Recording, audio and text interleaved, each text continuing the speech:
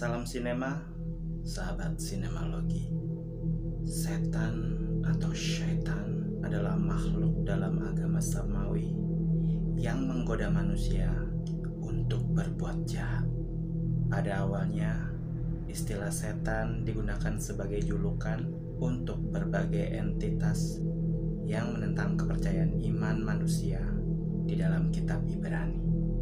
Dan sejak saat itu, agama-agama samawi menggunakan istilah setan sebagai nama untuk iblis. Sementara setan sendiri pada akhirnya dimaknai sebagai perwujudan dari roh-roh jahat. Dan kali ini sinemalogi akan ngasih kalian 5 rekomendasi film yang bertema tentang bayi setan.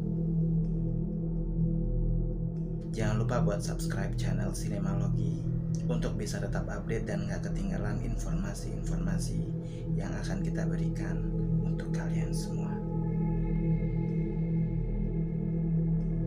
Tentunya kalau kamu punya film favorit di luar rekomendasi kami, kamu bisa komen di bawah. Film yang pertama, Rosemary's Baby 1968, adalah film horor psikologis yang ditulis dan disutradarai oleh sineas asal Polandia, Roman Polanski. Diangkat dari novel yang berjudul sama karya Ira Levin.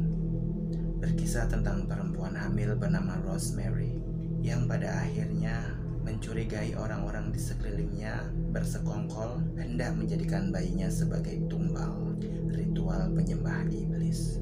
Teror yang diciptakan oleh Roman Polanski ternyata cukup berhasil menciptakan horor yang dialami secara telak oleh Rosemary.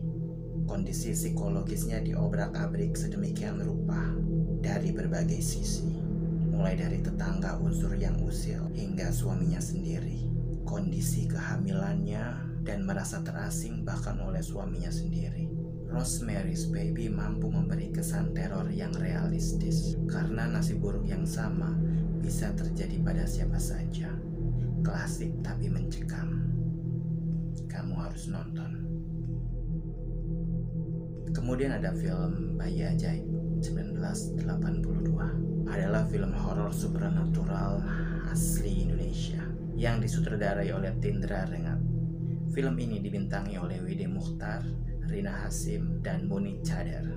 Film ini adalah salah satu dari banyak film horor Indonesia era 80-an yang dapat status kultus di kalangan penggemar film horor di Indonesia. Bercerita tentang persaingan Kosim dan Dorman dalam memperebutkan posisi lurah. Berbagai cara mereka lakukan. Kosim memilih cara manual, bagi-bagi duit. Sementara Dorman yang masih ada darah Portugis menggunakan cara klinik. Hingga berbagai kejadian pun dialami Dorman dan istrinya yang bernama Sumi. Dan kebetulan Sumi sedang hamil tua. Keanehan demi keanehan pun dialami keluarga Dorman. Hingga lahirlah bayi mereka. Petaka pun datang seiring pertumbuhan bayi Dorman. Sanggupkah Dorman menuntaskan permasalahannya? Biar kalian berkesan, cari filmnya dan tonton film ini malam-malam. Berikutnya ada film Seed of Chucky 2004. Adalah film horor yang merupakan bagian dari instalasi film Child's Play. Film yang mempopulerkan boneka Chucky ini berdurasi 86 menit dan disutradarai oleh Don Mancini.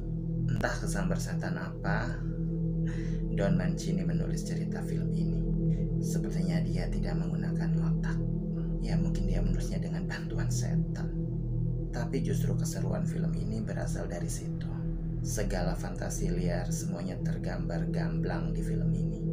Berkisah tentang anak pasangan Chucky dan Tiffany. By the way, Tiffany ini adalah boneka yang juga hidup. Dan anaknya adalah Glenn yang sedang mencari orang tuanya. Dan Glenn ini juga boneka, lahir dari perut Tiffany. Glenn merasa harus mencari kedua orang tuanya karena mereka yang bertanggung jawab dia dilahirkan di bumi. Rupanya selain permasalahan klise Chucky yaitu membunuh, permasalahan juga datang dari Glenn. Ternyata dalam tubuh Glenn, dia belum bisa mengidentifikasi dirinya ini cewek apa cowok.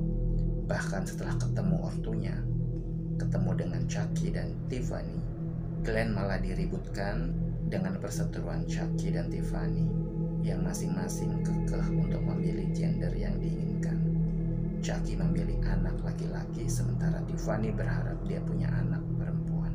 Jadi untuk bisa menikmati film ini, kamu harus menonton di seri-seri sebelumnya.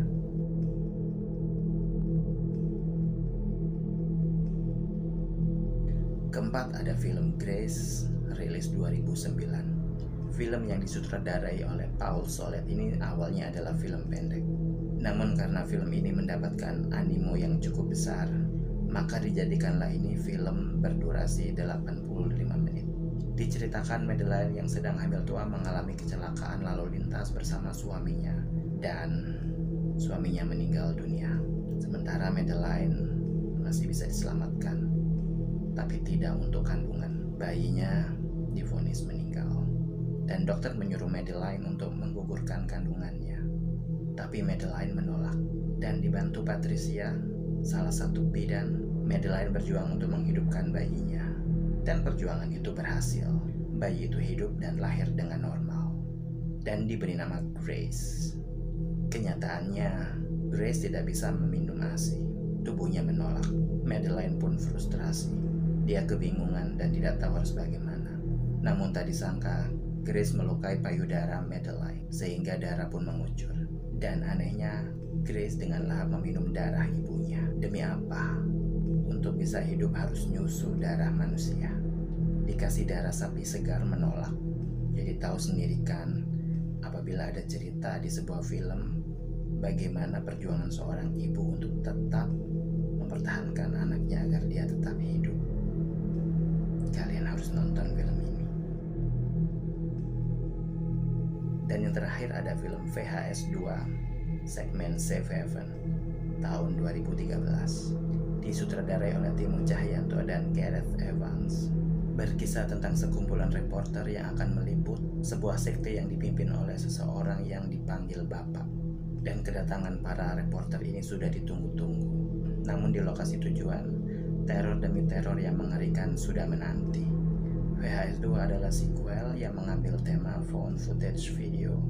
Dan Safe Haven adalah salah satu segmen dari 5 segmen yang paling gila dan menyeramkan.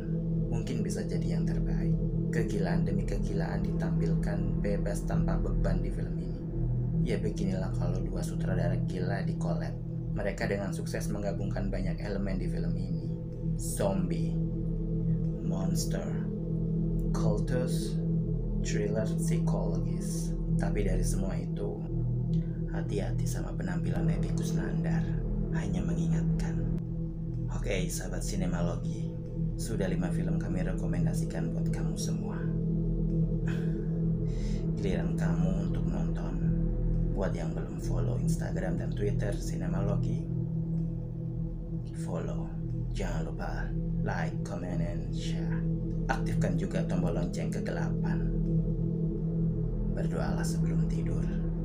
Kita nggak pernah tahu apa yang akan terjadi saat kita bangun nanti.